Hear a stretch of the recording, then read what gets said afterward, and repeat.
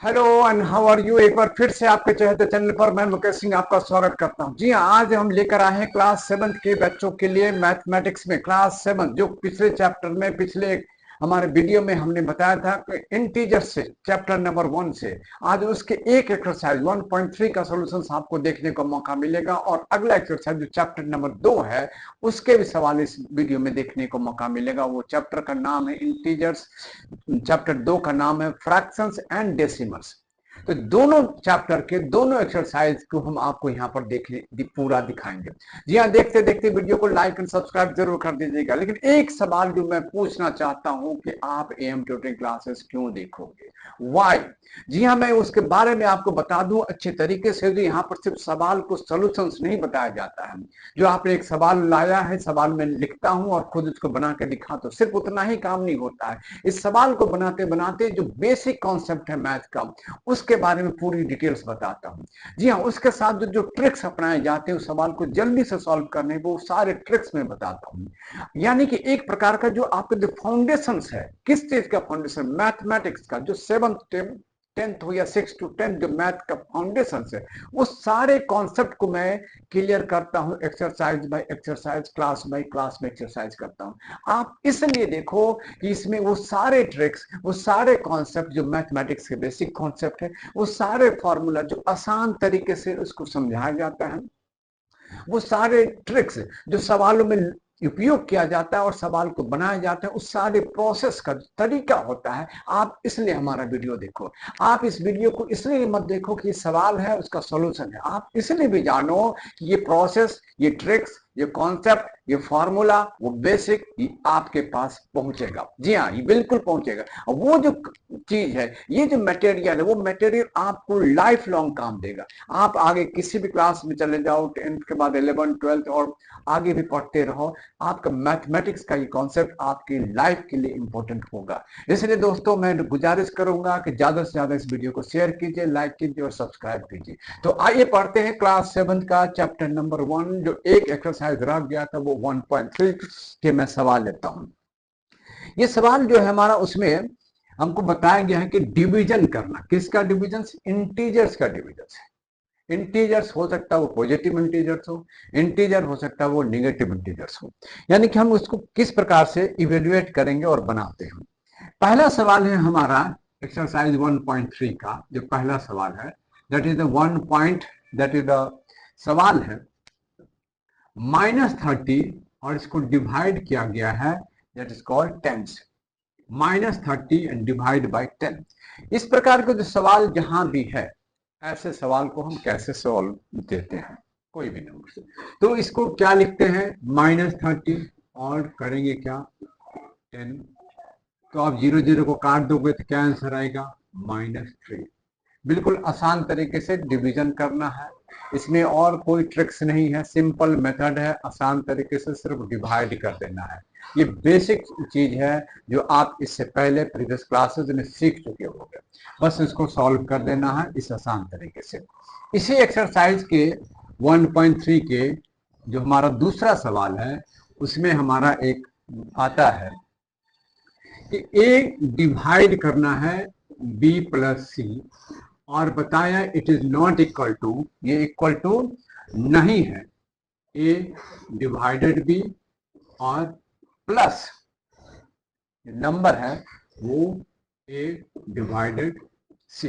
यानी कि अलग अलग तरीके से हम ये नहीं कर सकते। यही चीज हम अगर मल्टीप्लाई करते हैं, प्लस करते हैं, सब्ट्रैक्ट करते हैं, तो होता है। डिविजन में क्यों नहीं होता है? यानी कि यही चीज का मतलब, अगर हम एक इसके जगह पर प्लस लिखते और ये बी प्लस सी लिखते तो आप बराबर लिखते, ए प्लस बी लिख सकते थे, प्लस सी लिख सकते थे, कोई दिक्कत तो नहीं है। या ए माइनस रहता बी प्लस सी, तो हम यहाँ पर भी लिख सकते हैं ए माइनस बी माइनस सी लिख सकते थे, कोई दिक्कत है नहीं था। अगर ए इंटू बी प्लस सी भी रहता तो हम लिखते ए इंटू बी और प्लस ए इंटू सी, ये भी लिखे। ये सब अपने जगह पर बिल्कुल दुरुस्त है, सही है। परंतु यहाँ क्यों नहीं होगा, वाई? यहाँ पर इसलिए नहीं होगा, यही कॉन्सेप्ट की चीज के लिए मैं कहता हूं कि आप हमारे चैनल को देखिए और यही चीज जो बेसिक कॉन्सेप्ट है, ये ट्रिक्स है, ये जो नॉलेज है, ये छोटे छोटे इंफॉर्मेशन आपको हमारे सभी वीडियो में देखने मिलेगा। सभी, चाहे वो 7th का मैं बनाऊं, 8th का हो, 9th का हो, 10th का हो, या कोई भी एक्सरसाइज में बनाऊं 7th to 10th के बच्चों के लिए, वो आपको देखने का मौका मिलेगा क्या कॉन्सेप्ट है। यहाँ इसने हमने बताया कि बोर्ड मास ने हमें बताया ये कि जब कोई भी कहीं पर ब्रैकेट हो, कहीं भी ब्रैकेट का साइन दिया हो, तो हम सबसे पहले ब्रैकेट को सिंप्लीफाई करते हैं। ये प्लस में है तो प्लस करेंगे, एडिशन करेंगे, सब्ट्रैक्शन होता है तो सब्ट्रैक्शन होता है, तब इसका जो भी रिजल्ट आता उसको हम ए से डिवाइड करते हैं, उसको हम ए से डिवाइड करते हैं। तो वहां पर ये जो नियम है वो लागू नहीं होते हैं, इसलिए ए बी सी का कोई भी वैल्यू हो ये इक्वल नहीं होगा। क्या होगा? नहीं होगा। से फॉर एग्जाम्पल यहाँ पर एक सवाल में लिया है कि a इक्वल टू 12 है, b इक्वल टू -4 है, और c इक्वल टू 2 है। c कितना है? 2 है। अब a की जगह पर हम 12 लिखा, डिवाइड किया, b की जगह पर -4 लिखा, और c की जगह पर 2 लिखा। हम इधर के पहले सॉल्यूशन देख लेते हैं। तो क्या होगा? ये 12 है और यहाँ पर डिवाइड, -4 है और ये +2 है, तो हमें क्या होगा? -2। तो हमने क्या किया? 2 को -2 से डिवाइड किया तो क्या आया? -6। अब राइट हैंड साइड में यानी कि इस तरफ अगर हम करते हैं तो 12 को करेंगे किससे? डिवाइड करेंगे -4 से, और प्लस है, फिर 12 को हम किससे करेंगे? तो हम 2 से करेंगे।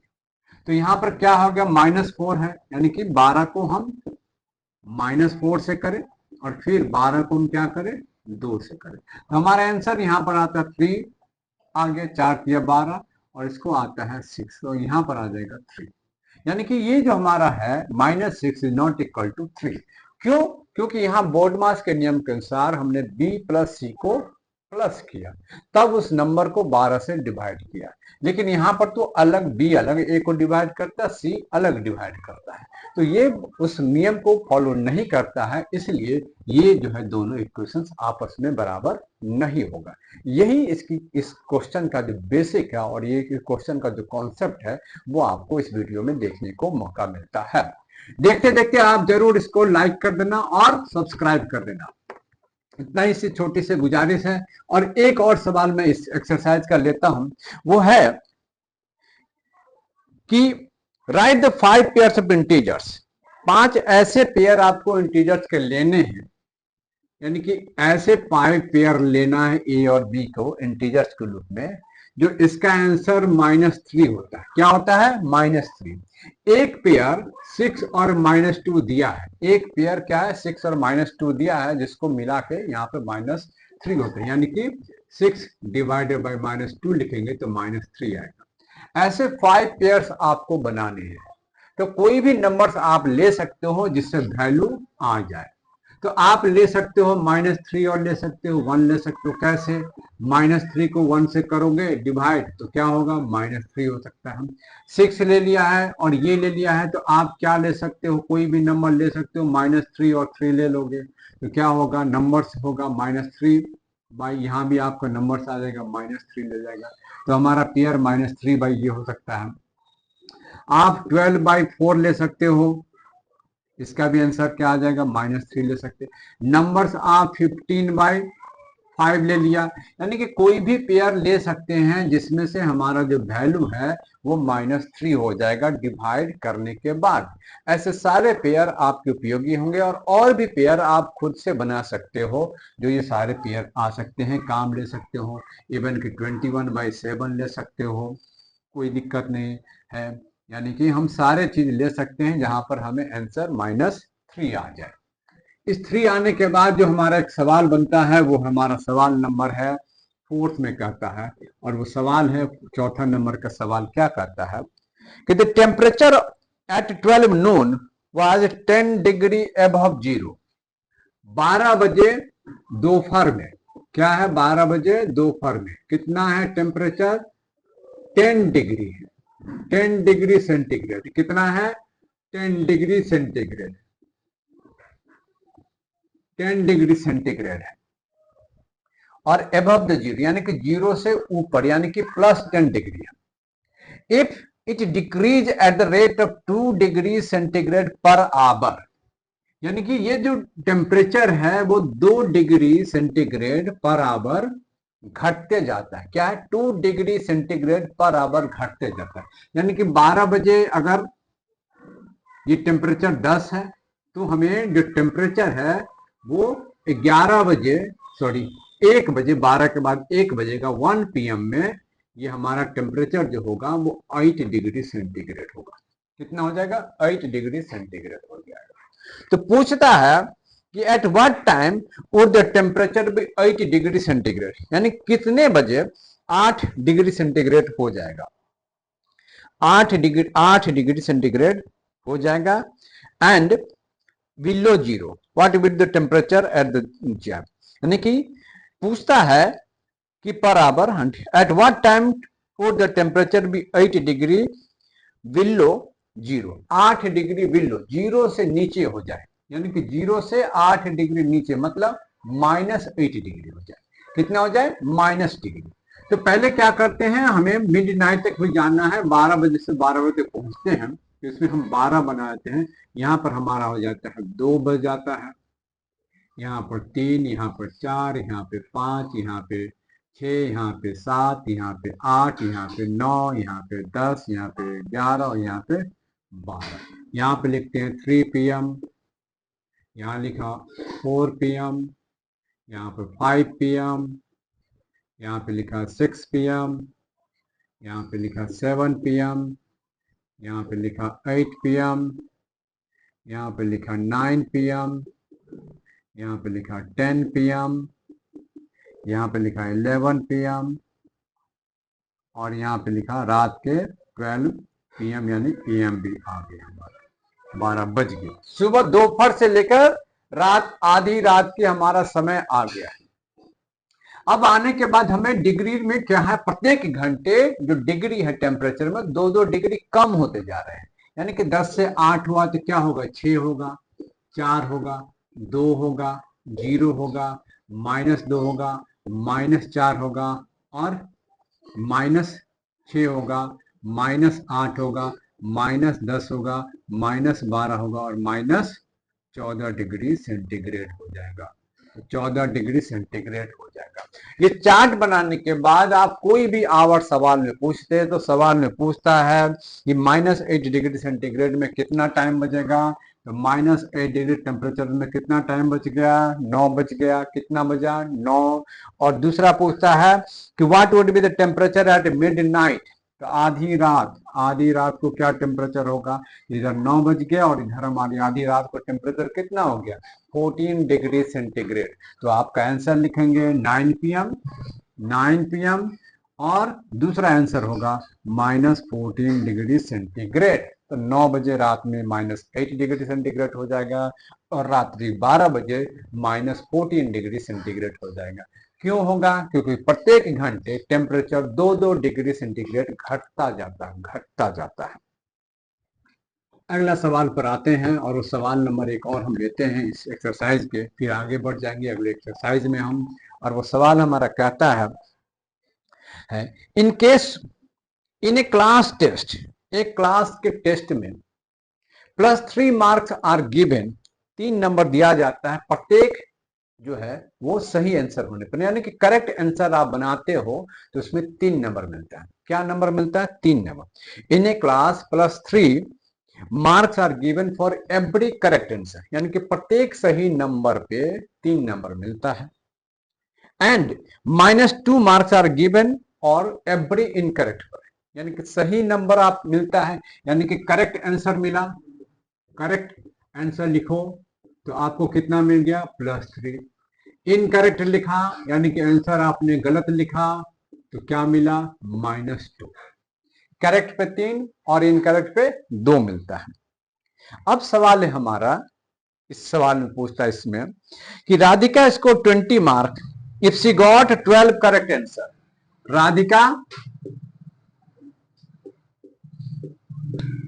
राधिका स्कोर्स कितना? 20 मार्क्स। राधिका को कितना नंबर मिलता है? 20 मार्क्स मिलता है।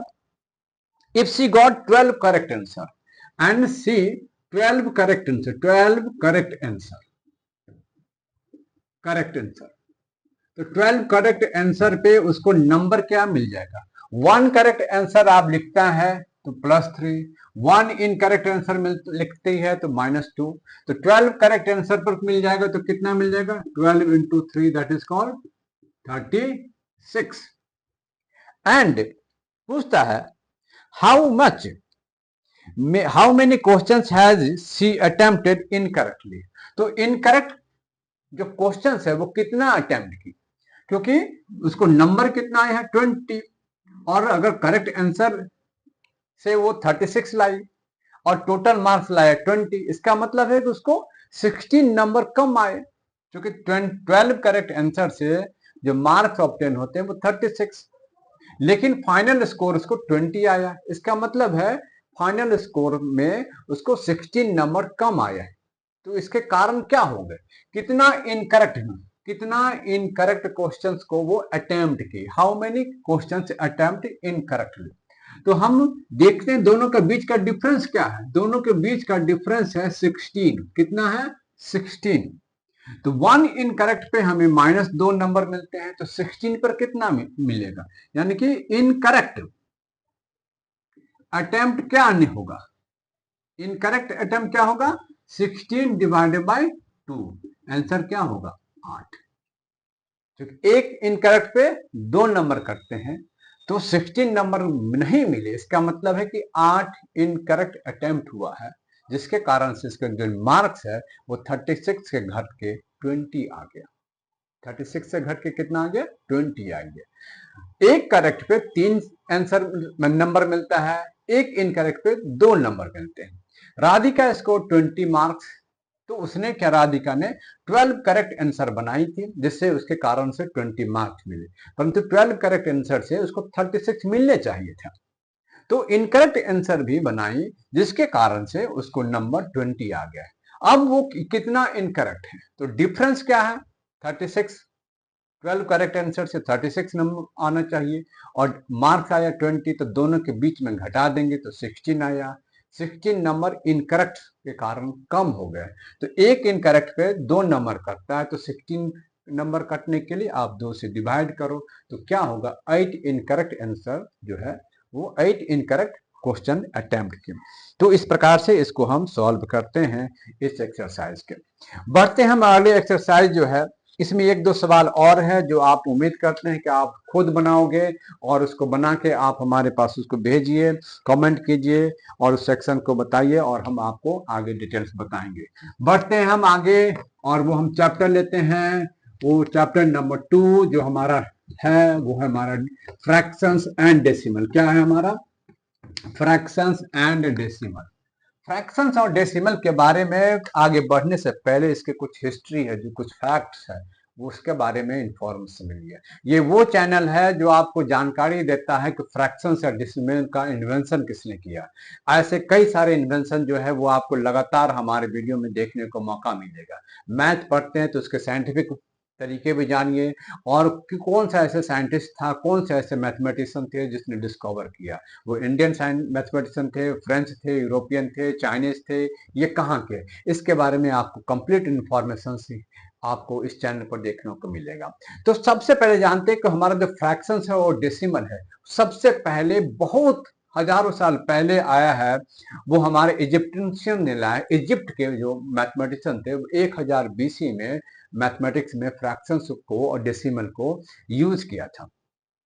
उसके बाद एक पर्शियन जो था जमशिद अल कासी, 15 सेंचुरी में पर्शियन था, उसने इस चीज को इन्वेंशन किया, खासकर फ्रैक्शंस के बारे में, और पूरा जो डिटेल से प्रॉपर्टी है वो बताया। परंतु जो फादर ऑफ डेसिमल, डेसिमल का जो इन्वेंशन है वो कहा जाता है साइमन स्टीवन का। 16th सेंचुरी में उसने डेसिमल का इन्वेंशन किया और उसको लागू किया। भारतीय जो भी जितने भी जो मैथमेटिशियन थे, चाहे ब्रह्मगुप्ता जिसने जीरो का इन्वेंशन दिया, और दूसरा जो हमारे साइंटिस्ट है वो श्रीनिवास रामानुजम है, उसने इन्वेंशन सपोर्ट किया, फ्रैक्शंस और डेसिमल की जो प्रॉपर्टी है उसके बारे में जानकारी दिया। परंतु फादर ऑफ डेसिमल कहा जाएगा साइमन स्टीवन को कहा जाएगा, वो डेसिमल के वर्ल्ड लेवल पे इंफॉर्मेशन देने वाले पहले मैथमेटिशियन बने। ये जो इंफॉर्मेशन है फ्रैक्शंस और डेसिमल हमारे लाइफ में भी किस प्रकार से यूजफुल है उसका कॉन्सेप्ट सोचिए। ध्यान दीजिए कि यहाँ पर एक हिस्से में आपको फ्रैक्शंस का कॉन्सेप्ट बताने जा रहा हूँ।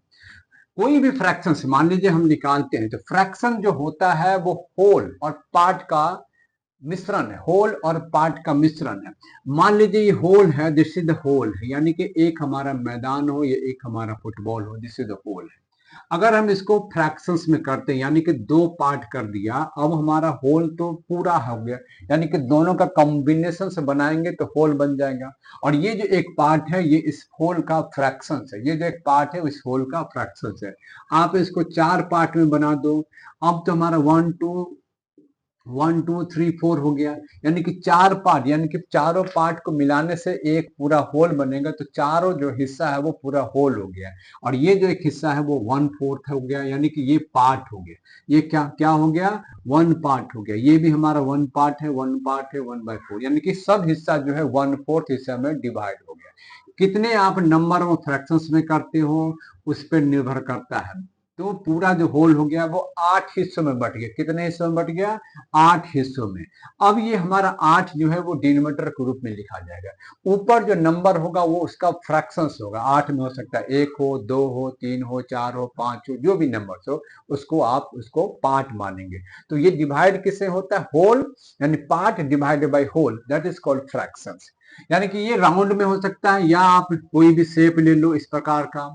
ये भी एक प्रकार का हमारा होल है, यानी कि पूरा होल है। अब इसको दो पार्ट करते हैं तो दो हिस्सा हो जाता है, ये दो हिस्सा इसका फ्रैक्शन हो जाता है। क्या होता है, फ्रैक्शन होता है। इसके अगर आपने इसको चार हिस्सा बना दिया तो ये चार हिस्सा जो होता है वो इसके फ्रैक्शन हो जाते हैं, परंतु चारों हिस्सों को जब मिलाओगे तो एक पूरा होल बन जाएगा। यानी कि whole and part, whole and part. तो part is a fraction of the whole. Part क्या है, वो फ्रैक्शन है किसका, पूरे होल का, पूरे नंबर का। अगर हम इसको और भी हिस्से में डिवाइड कर दें तो ये हमारा 6 पार्ट हो जाता है, 6 हिस्सा हो जाता है। 6 क्या है, पार्ट है, और प्रत्येक पार्ट को आप जोड़ोगे तो पूरा होल नंबर मिल जाएगा, होल मिल जाएगा, यानी कि पूरा मिल जाएगा।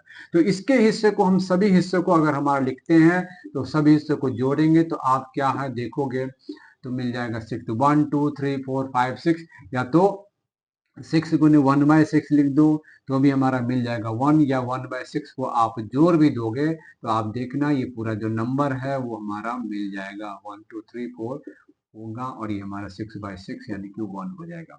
तो इस प्रकार से होल एंड पार्ट के कॉम्बिनेशन को ही हम क्या कहते हैं, फ्रैक्शन कहते हैं। और जब फ्रैक्शंस को हम और फर्दर डिवाइड करते हैं तो हमें डेसिमल फॉर्म मिलता है। फ्रैक्शन को जब हम डिवाइड करते हैं तो हम ये हमारा फ्रैक्शंस है, 4 का एक पार्ट लिया है तो फ्रैक्शंस बन गया। अब इसको जब डिवाइड करेंगे तो ये हमें डेसिमल मिल जाएगा। क्या मिल जाएगा, डेसिमल में आंसर मिल जाएगा। कोई भी नंबर को आप डिवाइड कर सकते हो तो नंबर वो हमें डेसिमल मिल जाएगा। डेसिमल इस प्रकार से हमें मिलते हैं। इसी हिस्से में आप जानोगे फ्रैक्शंस में हमने जानते हैं तो फ्रैक्शंस कई प्रकार के होते हैं। फ्रैक्शंस में एक होता है हमें प्रॉपर फ्रैक्शंस, एक होता है हमारा इम्प्रॉपर फ्रैक्शंस, और एक होता है मिक्स फ्रैक्शंस। प्रॉपर फ्रैक्शंस जो जानते हो किसे कहते हैं, प्रॉपर, जो प्रॉपर हो। कभी भी कोई भी प्रॉपर ए यानी फ्रैक्शन को हम ए और बी के रूप में भी लिखते हैं, ए और बी के रूप में लिखा जाता है। ए और बी क्या है, यहाँ पर इंटीजर्स, ए और बी है इंटीजर्स। वो वैल्यू जो हो सकता है ए और बी का इधर पॉजिटिव हो सकता है या नेगेटिव हो सकता है या दोनों में से कोई एक हो सकता है। परंतु यहाँ पर जो फ्रैक्शन हम लिखेंगे इस बात को ध्यान रखना है कि ये जो वैल्यू है वो ए का वैल्यू 0 हो सकता है but B is not equal to 0, B हमारा 0 नहीं होगा। इस बात को हमेशा ध्यान रखना, यानी कि डिनोमिनेटर हमें 0 नहीं होना चाहिए। That is the part of the fractions है। इस हिस्से में आप देखोगे कोई भी नंबर्स लेते हैं तो प्रॉपर फ्रैक्शंस क्या है, this is the proper fraction का मैं एग्जांपल बता रहा हूं। ये हमारा 3/4 है, हो सकता है 7/11 हो सकता है, या 102/317 हो सकता है। में से तीनों चीजों में क्या आपको देखने को मौका मिलता है, ये देखने को मौका मिलता है कि तीनों का जो डिनोमिनेटर है वो ग्रेटर देन न्यूमरेटर है। तीनों का डिनोमिनेटर ग्रेटर देन न्यूमरेटर है, या हम यूं कह सकते हैं कि तीनों का जो न्यूमरेटर है वो लेसर देन डिनोमिनेटर है। यानी कि प्रॉपर फ्रैक्शंस उसे कहते हैं जहां पर denominator should be greater than numerator, या न्यूमरेटर जो होता है वो लेसर देन डिनोमिनेटर होता है। D for denominator, N for numerator, D for denominator, N for numerator. तो डिनोमिनेटर जहां पर बड़ा हो और न्यूमरेटर छोटा हो, इसको हम क्या कहते हैं? Proper fraction. क्या कहेंगे? Proper fraction. और इसी को जब उल्टा कर दो यानी कि इम्प्रॉपर, इम्प्रॉपर, तो हम क्या लिखेंगे? यही हम चीज लिख देंगे, यानी कि यही चीज लिख देंगे। यानी कि यहां पर हमारा इम्प्रॉपर, जहां पर हमारा न्यूमरेटर जो है वो ग्रेटर देन डिनोमिनेटर हो गया, यानी कि डिनोमिनेटर होगा और लेसर देन न्यूमरेटर हो जाएगा। तो इम्प्रॉपर क्या होगा? Numerator is bigger than denominator होगा। इसको हम इम्प्रॉपर फ्रैक्शंस कहेंगे।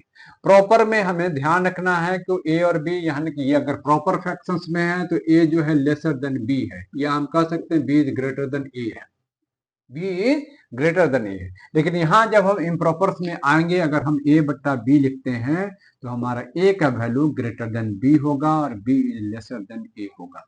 ये ध्यान में रखना है इम्प्रॉपर में। तो ये हमारा प्रॉपर, ये हमारा इम्प्रॉपर, और इसी को जब डिवाइड करते हैं तो हमें फ्रैक्शन डेसिमल में आंसर मिल जाता है। अब दोनों चीज जानने के बाद हम क्या जानते हैं इसके बारे में बताना है। वो है हमारा क्या है? वो क्या चीज? Mix fraction. Mix fraction. Suppose this is 11/4 हमारा इम्प्रॉपर फ्रैक्शंस है, यानी कि इम्प्रॉपर फ्रैक्शंस को ही हम क्या करते हैं? मिक्स फ्रैक्शंस में कन्वर्ट करते हैं। किसको कन्वर्ट करते हैं? इम्प्रॉपर फ्रैक्शंस को मिक्स में कन्वर्ट करते हैं। तो हम इम्प्रॉपर फ्रैक्शंस को कन्वर्ट करते हैं किसमें? आई मिक्स फ्रैक्शंस में कन्वर्ट करते हैं। ये हम इसको सिंपल तरीका है इसको मिक्स फ्रैक्शंस में कन्वर्ट करने के। तो आपको करना क्या है कि 11 को 4 से डिवाइड कीजिए। किससे डिवाइड कीजिए? 4 से 11 को डिवाइड करो। ठीक है। अब जानते हो कि 11 को क्या कहते हैं? डिविडेंड कहते हैं। क्या कहते हैं? डिविडेंड। 4 को क्या कहते हैं? डिविजर। क्या कहते हैं? डिविजर। आप करो तो कितनी बार लगाओगे? 2 बार लगाओगे। 4 दूना 8। तो हमें क्या हो गया? ये हमें क्या मिल गया? क्वेश्चन मिल गया। और 3 क्या है? हमारा रिमाइंडर हो गया। 3 क्या है? रिमाइंडर हो गया। बस इसी का काम है। ये हमारा डिविडेंड क्या है? डिविडेंड। और ये हमारा क्या है? डिविजर। और ये हमारा क्या है? क्वेश्चन। और ये क्या है? रिमाइंडर।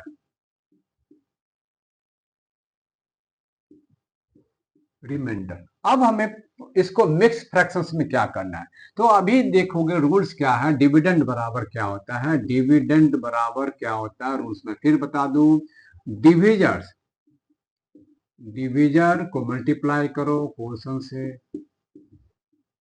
और उसमें रिमाइंडर जोड़ दो। रिमाइंडर को जोड़ दो तो आपको डिविडेंड मिल जाएगा। ये आप करके देखना। डिविजर हमारा 4 है और ये हमारा क्वेश्चन हमारा 2 है। 4 दूना 8 में 3 जोड़ेंगे तो डिविडेंड मिल जाएगा। तो मिक्स में क्या करेंगे? मिक्स हमें क्या लिखना है? तो मिक्स फ्रैक्शंस में आप नीचे क्या लिखोगे? दैट इज द मेन सवाल वही होता है। तो 4 हमारा क्या है? यहाँ पर डिनोमिनेटर था। क्या था? डिनोमिनेटर था।